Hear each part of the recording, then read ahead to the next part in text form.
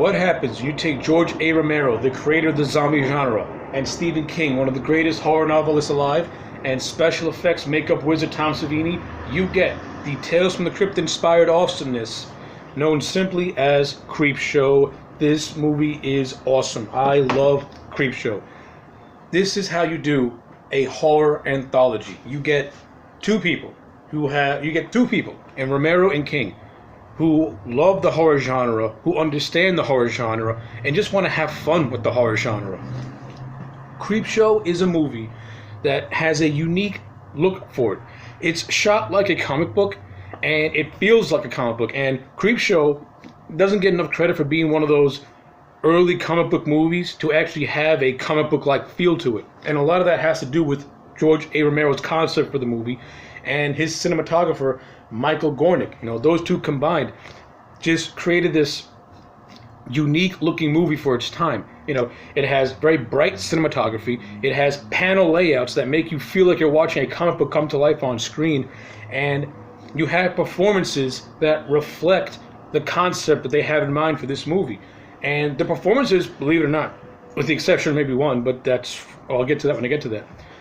The performances, overall, they're very, very fun performances. And you can tell that these actors, they're having a good time with the material that they're given.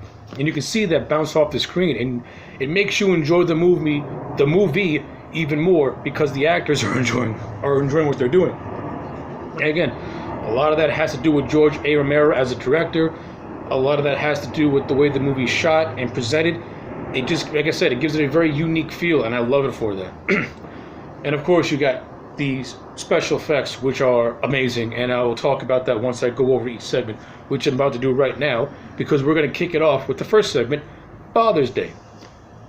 Father's Day, story's simple. This woman named Bedelia kills her dear old dad on Father's Day, and he comes back from the grave to get his Father's Day cake. And the overall look of Zombie Dad is actually pretty cool. You get the skull come out of his face, you see his flesh rotting away, we can see his bony little skeleton hands. And the overall story of this movie, the overall story to this segment, it's okay. You get a young Ed Harris sighting, which is hilarious. And the guy's a terrible dancer, by the way. Oh my god, I've never seen anyone dance worse than Ed Harris in this movie. Yay, the 80s. But the overall story of this segment, it's okay. It's like a sort of revenge story. It's not really it's not really engaging, but the acting is fine, and the look of Zombie Dad is actually really, really cool and very iconic look. So yeah, it's a good starting off point. It's a good starting off point. Segment 2 is The Lonesome Death of Jody Verrill, starring Stephen King, and I love this segment. This segment is hilarious. This is based off a short story called Weeds by King himself, and King as Jody Verrill is hilarious. He's so goofy, he's so over the top, he's so animated that his style fits so good within the concept of this movie, which is not taking itself seriously. Creepshow was meant for you to have fun, and that's what King is doing as Jody Verrill. He's just goofing it up, having a blast, and he's actually extremely entertaining in this movie. And I don't think he gets I think people are too busy harking on the fact that he's so goofy and animated that they're not giving him enough praise for actually being good and being very entertaining and actually carrying a segment by himself and not being boring. And I give all the credit to Stephen King and his acting abilities, and I give that also to George Romero for allowing King to be as animated as he was in the segment. Now, the segment, it starts off, relatively lighthearted and goofy, and then as it progresses, it gets more and more and more and more dark, to the point where you get to the end where Jody is all covered in weeds, and he's not even human anymore, and he has to kill himself just to relieve him, just to not live anymore as a weed monster. Really fun segment. Segment number 3, Something to Tide You Over, starring Leslie Nielsen and Ted Danson, and this is another really good segment. Leslie Nielsen plays this guy called Vickers, who finds out his wife is trying to leave him for dead Ted Danson's character known as Harry. So what he does is that he takes them both to the beach, buries them into the sand until leaving only their heads exposed. And he says, well, if you want to survive this, you gotta hold your breath, Harry. You gotta hold your breath. And it's a really good segment. And Leslie Nielsen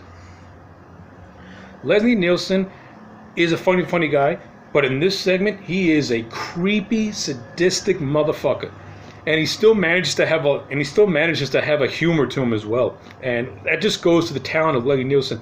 How he can play this fucking evil son of a bitch and also have a lot of humor to where you're laughing at it also.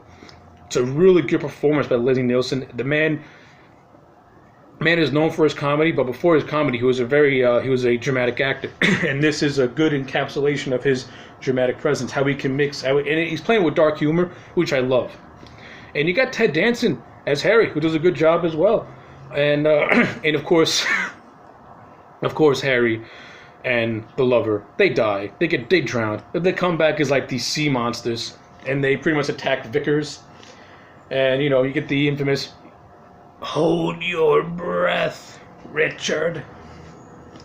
And the segment ends with Richard Vickers being buried the same way he buried Ted Danson, just screaming and laughing like a uncontrollable madman, screaming out, "I can hold my breath for a long time."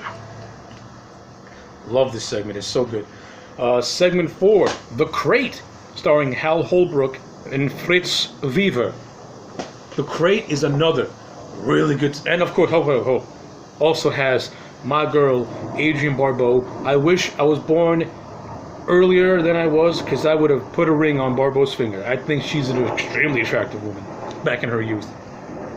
But I digress. The Crate, another great segment. Love this segment. It has a lot of suspense to it, and it has probably some of the best gore in this movie as well. Basic story of the Crate. This janitor finds the crate underneath a staircase in a school. He calls a doctor. They open up said crate, and this Tasmanian devil-looking creature type thing, we never know what it is. We just know that it's a vicious fucking animal. Kills the janitor. The teacher, Dex, goes to his friend Henry, explains, there's this creature in the crate, blah, blah, blah, blah. And Henry, of course, has to investigate, find out what's going on, what's and what.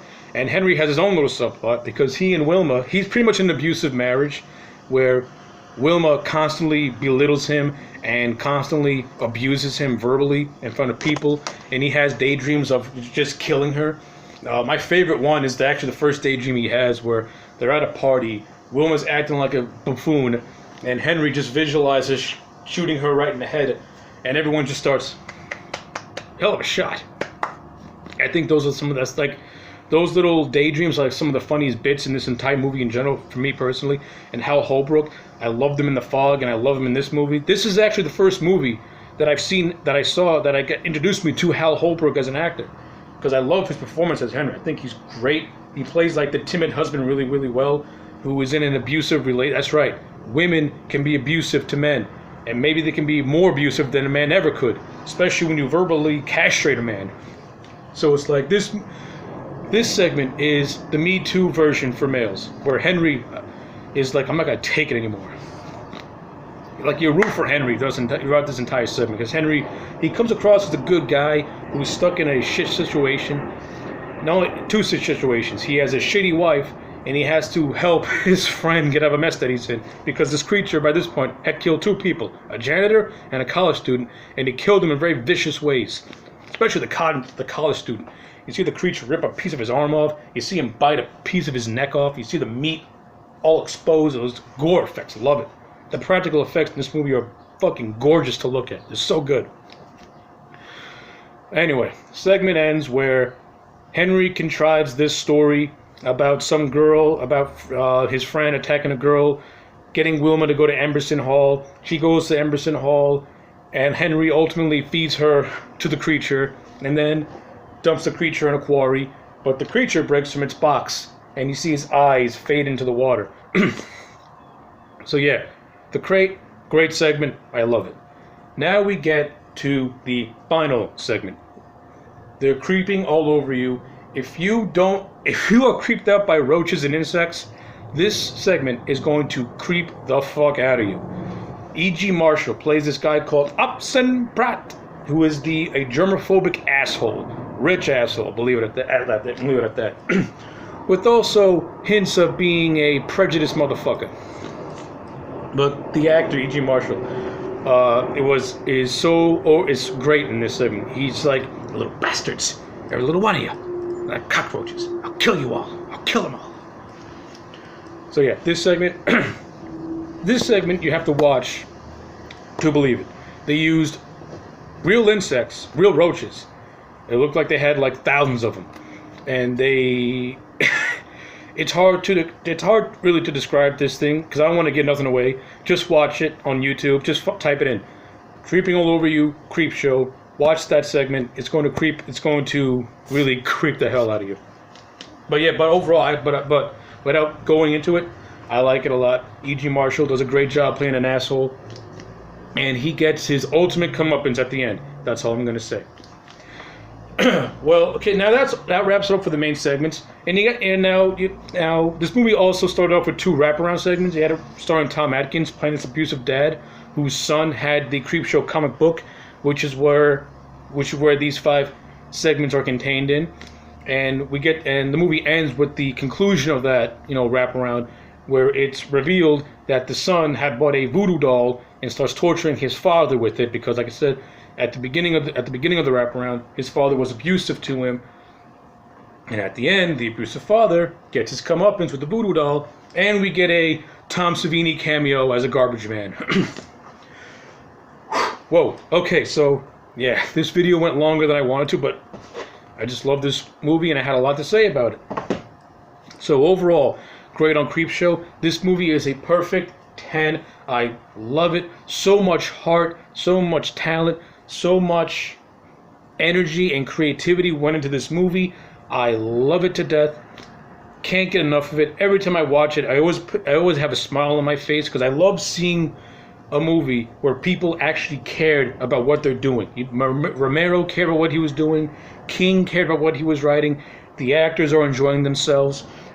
So much creativity is into this movie with all these 5 little segments and making them stand out on their own 2 feet. And I just can't give Creepshow enough praise. Perfect 10 for me. If you like Creepshow, let me know in the comment sections below. If you're one of those people who does not like Creepshow, let me know in the comment sections below. Like this video and subscribe, and I'll check you back next time for more.